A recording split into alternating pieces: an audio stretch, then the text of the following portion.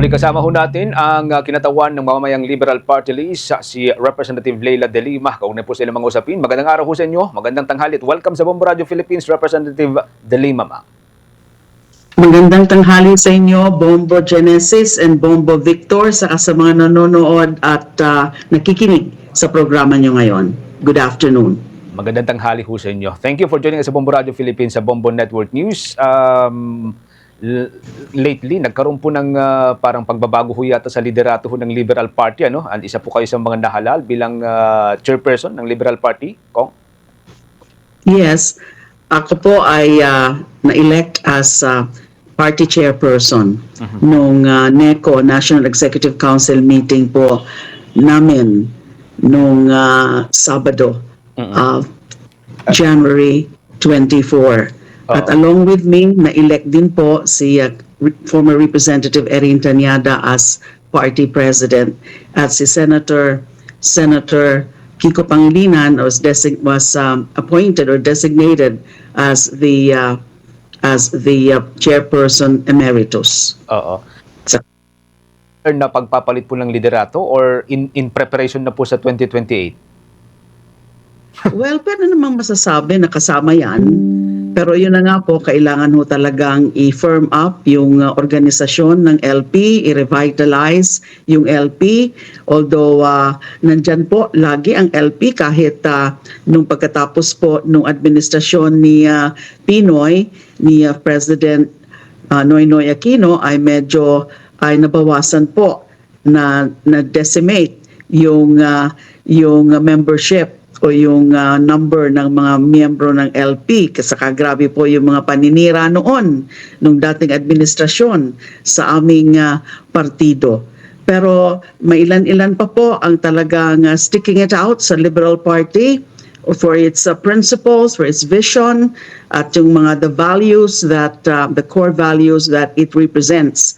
Democracy, rule of law, social justice, and national sovereignty. Yun po ang mga core values na represent ng Liberal Party, and 80 years na po ang Liberal Party. At nakita naman natin marami pong mga personalidad na mga naging pangulo na, naging leader na ng Liberal Party noon. Alam niyo naman po noon, dalawa lang yung partido, Liberal Party and Nationalista Party lang po yung mga partido noon. Pero the Liberal Party remains alive. The Liberal Party remains vibrant sa pagsulong ng aming mga advokasya.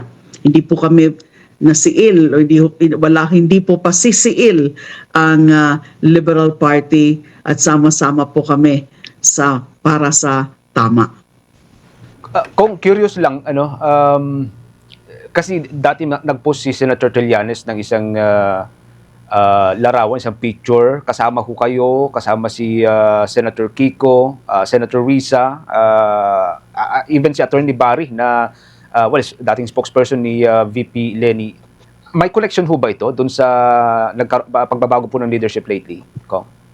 Ay, wala naman po. Get together lang po namin yon, which was spearheaded by Senator Risa. So nandun nga po kami, yung mga noon, yung sa Otso Diretso, although hindi po ako kasama doon sa Otso Diretso, hindi po ako tumakbo nung 2019, pero kami po ay mga magkaalyado. May mga Liberal Party doon, and then si Senator Trillanes nga, Magdalo, and then si Senator Sen Risa is Akbayan. Nandun din po si Representative Chel Jokno. Get together at syempre nag-usap-usap ng mga current political issues dito sa ating bansa. And meron din mga discussion about 2028, ano yung mga magiging preparasyon din, at alam nyo na, yung kailangan talaga na magkaroon ng malakihang koalisyon at malakas na koalisyon ang mga iba't ibang mga opposition forces. But wala naman po mga specific pa na pinag-usapan, just in general terms. Nung last po na na-interview namin si Senator Trillanes, sabi niya parang meeting of the old guards kaugnay sa mga bagong usapin. Pero anyway, ang ating tandem si Bombo Victor, may mga dagdag pong katanungan. Kung Diyos maray na udto sa imo, no? On my part Just maray lamang. na aldaw. Diyos maray Iyo na po. daw po kung Leila. On my part, Kong, no, gusto ko lamang malaman ano po ba yung aasahan ho ng publiko sa muling pagbabalik ho ng sesyon sa Kamara ngayong araw, Kong? Well, syempre yung sa impeachment, kasi napabalita nga na i-refile ngayong umaga. Siguro ho nangyari na yon, hindi lang po ako na-update pa. Pero i-refile dapat nung bayan, yung complaint nung bayan as endorsed by Makabayan Bloc. Ang ano ko nga dyan, ang opinion ko dyan kahit hindi na nga i-refile, it should be considered as deemed filed. Kasi yung hindi pagtanggap ng opisina ng Secretary General ay mali po yun. Labag po yan sa rules.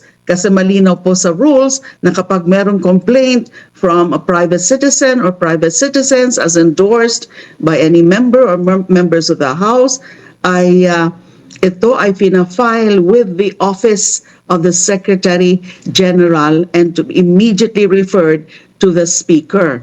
Now, ang naging excuse ng Office of the Secretary General is because the Secretary General was not there, was absent on a foreign engagement. But the rules do not say that it should be with the Secretary General himself or herself in person. Malinaw po sa Rule 2, Section 3 ng House of Representatives Rules of Procedure in Impeachment Proceedings na it is filed with the office. So anyone in the office, dahil bukas naman last week, yung opisina ng Speaker, ng Secretary General ay dapat tinanggap yan kung sino man yung nandun sa filing section ng Office of the Secretary General. So, ngayon po, expected po namin yan na tatanggapin na nila. If it is refiled, then tatanggapin na nila at baka tinanggap na siguro yung complaint na yan. And then, dapat ipadala kaagad yan sa Office of the Speaker. Kasi within 10 session days, kailangan maisama sa order of business and then within 3 days thereafter ay i-endorse na o i-refer na sa proper committee which is the Justice Committee. So yun po ang inaasahan natin. Although meron na pong isa na i-file yung as filed by Attorney De Jesus and endorsed by Representative Nisay.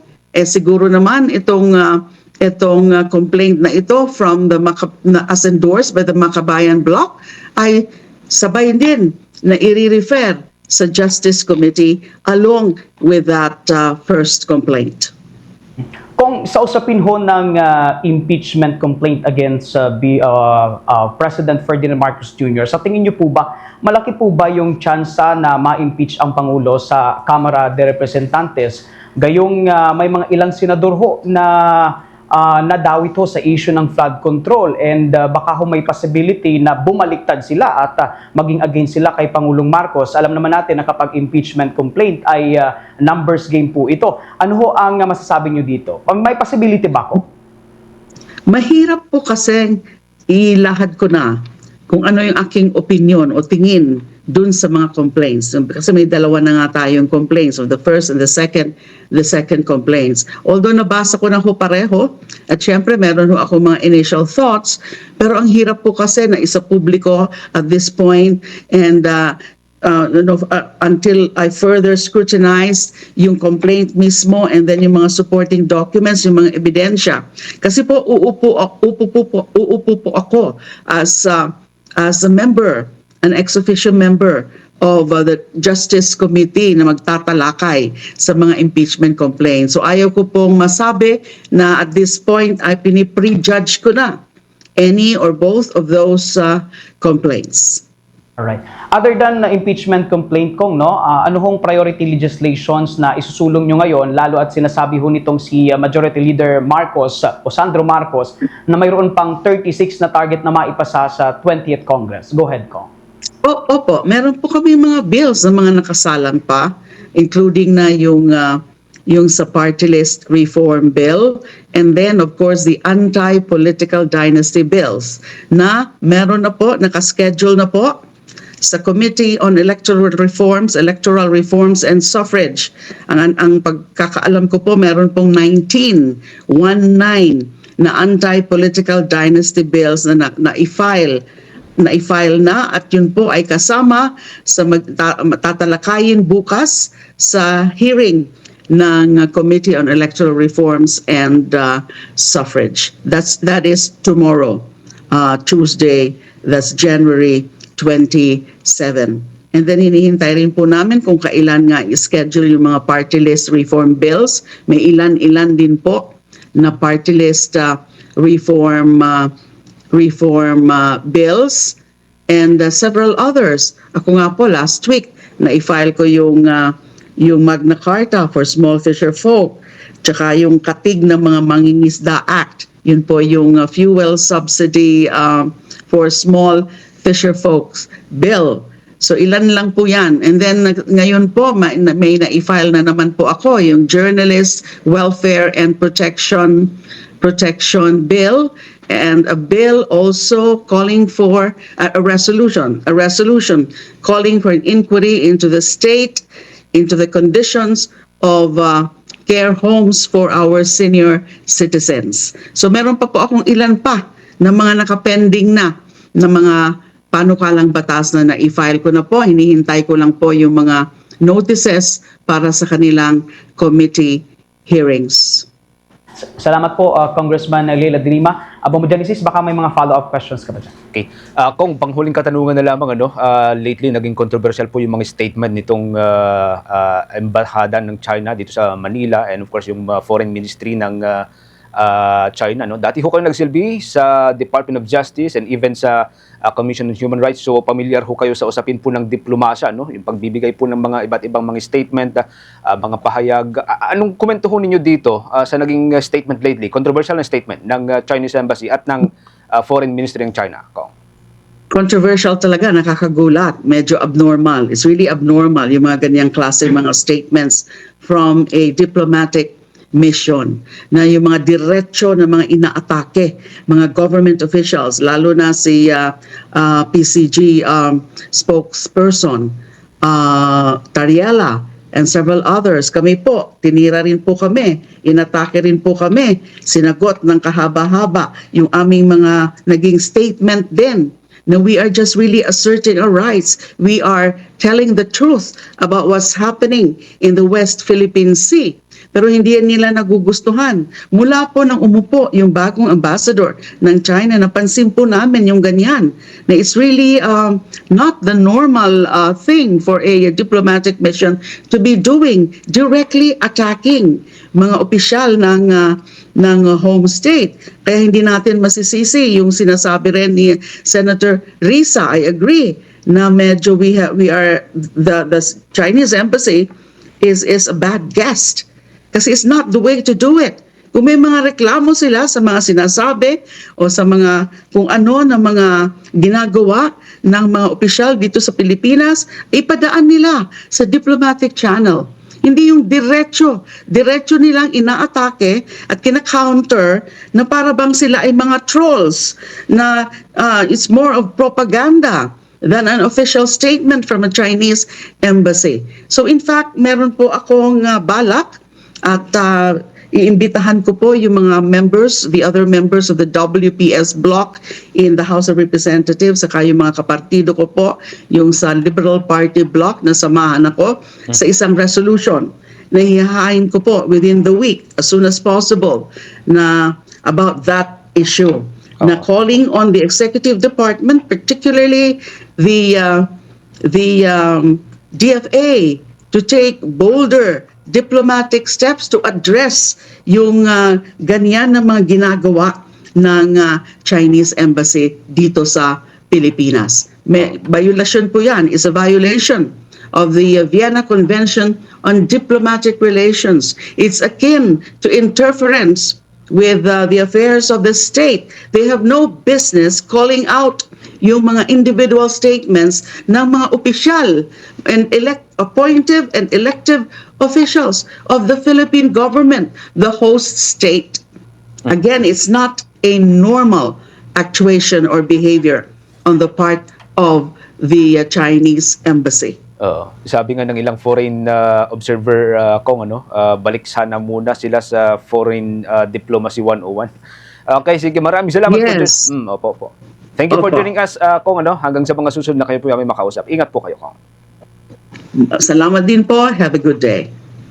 Si Mamamayang Liberal Party List Representative Leila De Lima, mga kabombo, ang isa po sa mga lider ng Liberal Party. For the most trusted source of news and information, visit our website at www.bomboradio.com. Follow us on Bombo Radio mobile app, Facebook, YouTube, TikTok, and X, formerly Twitter. Like, share, and stay connected. Anytime, anywhere.